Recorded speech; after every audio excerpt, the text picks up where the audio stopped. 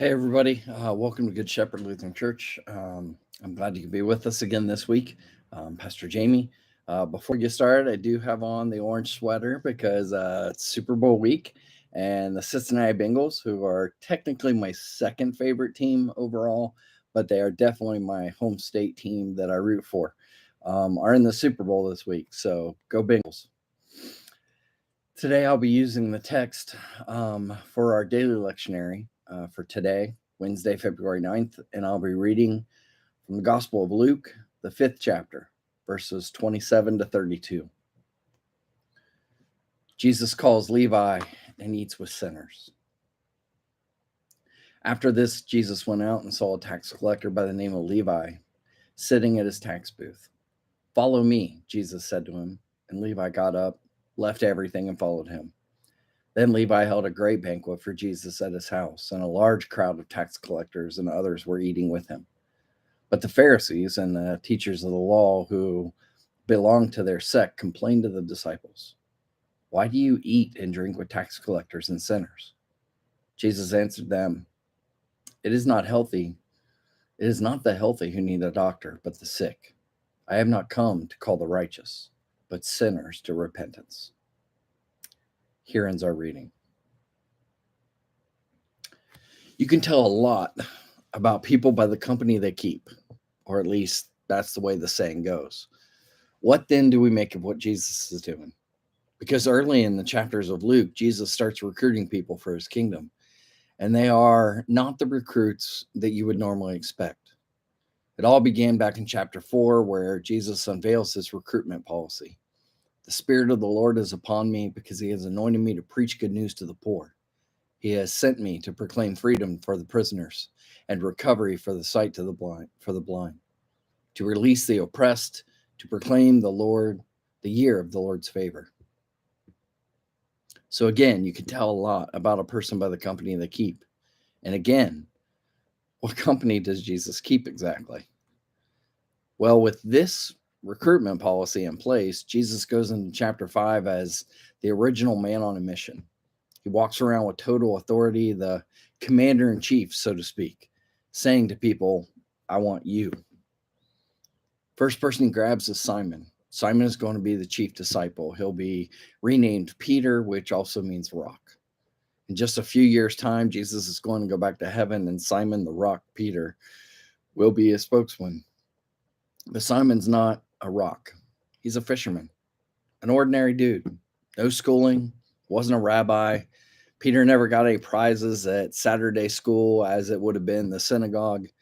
Because if Peter was any good at any of this Bible teaching stuff, then that's what he'd be doing. He'd have been identified early as a future rabbi, and he would have gone on to training. But Peter went into fishing. He never made the cut. He's an establishment outsider, so to speak. Unschooled, ordinary Peter. And Jesus says, "I want you. Chief of the 12 disciples, I want you to fish for people." And so he and his fishing partners, James and John, give it all up. The whole fishing business shut down that day, and they join Jesus on his mission. So we've got Jesus plus 3 now unemployed fishermen. But something is building. Who's next? A leper. In the day, a total spiritual outsider. In the Old Testament, this leper would have had to ring a bell and cry out, "Unclean," that they'd expel him from the cities. Total spiritual outsider, and yet Jesus says, "I'll have you." Great. So now we got Jesus and 3 now unemployed fishermen and a leper. Who's next? How about a paralytic? A physical outsider. Remember, we're in the first century Middle East, so there's no social services, no disability allowance. Life goes on without this guy, and he has to look on from the mat. And Jesus says, "I think I'll have you." So now we have Jesus, 3 unemployed fishermen, a leper, and a paralytic. I think you see where I'm going with this. I know this is starting to sound like a joke, but this is really what happened leading up to our text today. In our text today, Jesus went out and saw a tax collector by the name of Levi sitting in a tax booth. And "Follow me," Jesus said to him. No, no, no, Jesus. The fisherman thing was surprising. The leper edition was a nice touch. Like what you did with the paralytic. It's interesting. This whole ragtag outfit, rough around the edges, that's refreshing. Let's go with that. But a tax collector, that's just nuts. Because in the first century, a tax collector was not thought highly of. Forget your experience of the inland revenue. There was a completely different league because first century tax collectors worked for the enemy, the Romans, and they brought their own people under Roman domination and stole loads of money off of them in the process. Think of World War II and how the French felt about collaborators with the Nazis. Levi is in bed with the enemy, getting rich off the misery of his own people. And many people would have walked up to Levi and said, "You know what? I got two words for you." But Jesus' two words were very different. Follow me. You can tell a lot by a person by the company they keep. So, Jesus, what are you doing? It's all very well helping out the establishment outsider and the spiritual outsider and the physical outsider. That's all nice. But this social outsider? Well, how will Levi respond to the summons? What would Levi do? On one hand, he had a life that he knew, a life where he called the shots for the most part, a life that was financially secure. And on the other hand, there was Jesus, a life with him, a life where Jesus called the shots. And Levi becomes who he's meant to be when he follows Jesus. And that's the experience of millions down through the history. Jesus doesn't come into our lives to stifle or repress us. Jesus comes to release us from the junk that holds us back and to free us into who we are meant to be.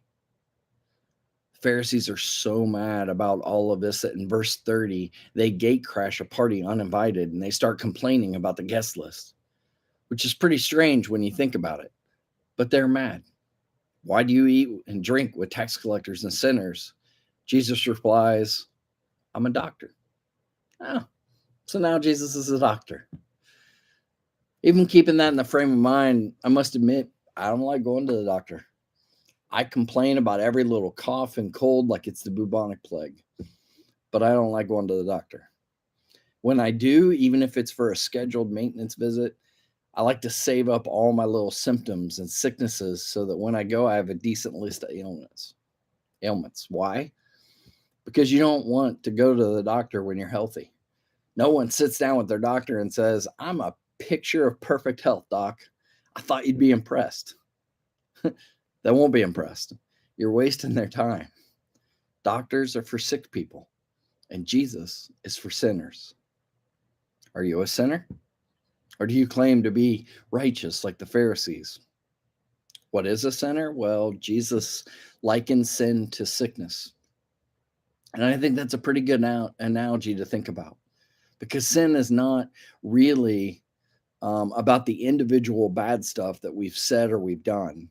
I feel guilty for all sorts of things that I've said and done in my past, but actually the problem goes deeper. All those sins are like spots that you get when you have chickenpox. You ever had chickenpox? All these spots come up on the surface of your body and they're obvious to everyone and it's horrible and pretty ugly at times. But the real problem is not the spots. You can cover up the spots all you like. The real problem is the underlying sickness. And that's what sin is like. The bad stuff we do, they're like the symptoms, but the problem goes deeper. And my sins, my spots, if you like, look a whole lot different than yours. My sickness may show itself in pride and anger, and yours might come out as greed and gossip. And some will who have really gross and obvious symptoms, like those tax collectors. But we all have the same disease.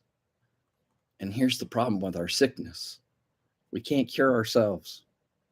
Sickness is not in our hair where we can shave it off, or it's not a skin complaint where we can buy an ointment, and it's not even a hand or a leg that we could amputate. No, we have a sickness. It's in our bones, it's in our blood, it's in our brain, in our heart, and in our soul. We have a chronic terminal illness called sin. And if we never come to the doctor, that sickness will never go away. Perhaps you look at Jesus and you're attracted to the authority of the commander, or the joy of the host, or the mercy of the doctor. But perhaps you think, I couldn't follow Jesus. I'm too bad for Jesus. But that's like saying, I'm too sick for the doctor. No one is too bad to follow Jesus. You might think, I can't follow Jesus because I'm not really a righteous type. There might be some good in that. Thank God you're not as righteous, because Jesus is for sinners. No one is too bad to follow Jesus. Badness is almost like a qualification, because we all have it. The real problem is that people thinking that they're too good. So is that you? Are you more like the Pharisees in this story? You don't like the idea of Levi's coming into the kingdom?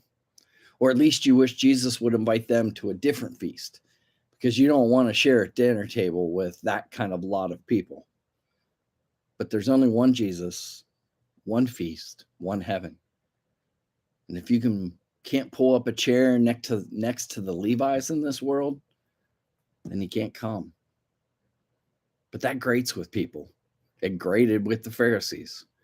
So many don't want to identify with sinners like this. You don't want to admit to real spiritual sickness. But Jesus has come for those who know their need and who can come clean. So some of us need to just stop pretending, to let the facade down and admit, I'm a sinner. Not a sinner, but trying ever so hard, or not a sinner, but not as bad as some. Just a sinner. That's who Jesus is for.